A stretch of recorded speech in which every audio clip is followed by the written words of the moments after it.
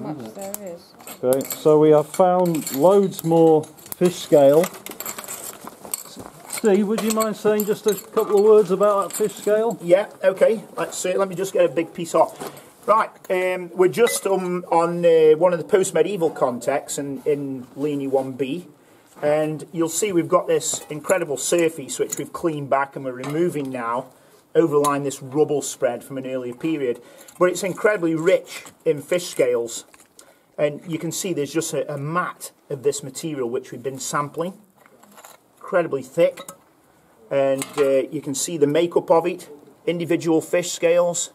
Not sure if they're from salmonids or from cod family type fish, but obviously the intriguing question is, what are they doing with the fish? How are they processing it? Why are we finding the scales and not that many fish bones? So is it that they're actually taking the scales off, scraping the scales, preparing the fish in some way before selling elsewhere? So yeah, just so much of it, and incredibly rare on archaeological sites, especially this sort of preservation.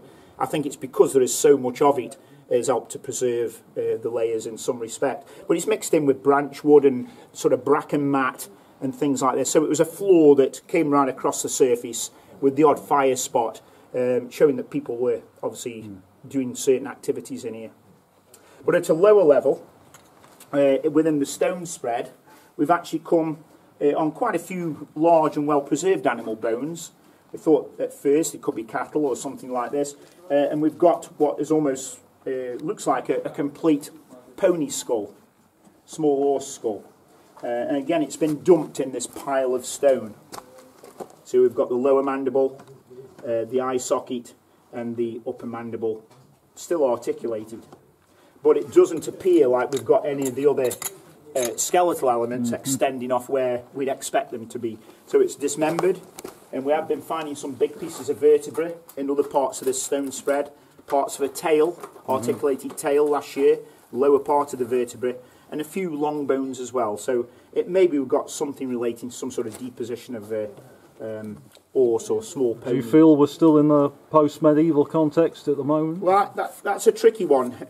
Obviously, we know at this horizon, we're at probably the base of the post-medieval for sure, occupation horizon.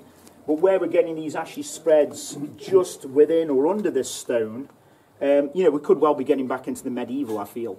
Because this stone spread, last year, where we excavated in the main trench, underlying that stone spread was the early medieval layers.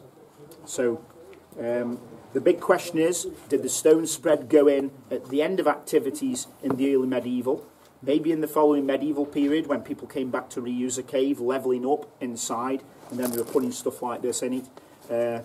Or is it a spread from a later period? We can't be sure. All we know is directly on top of the stone spread is the earliest post-medieval occupation of the cave.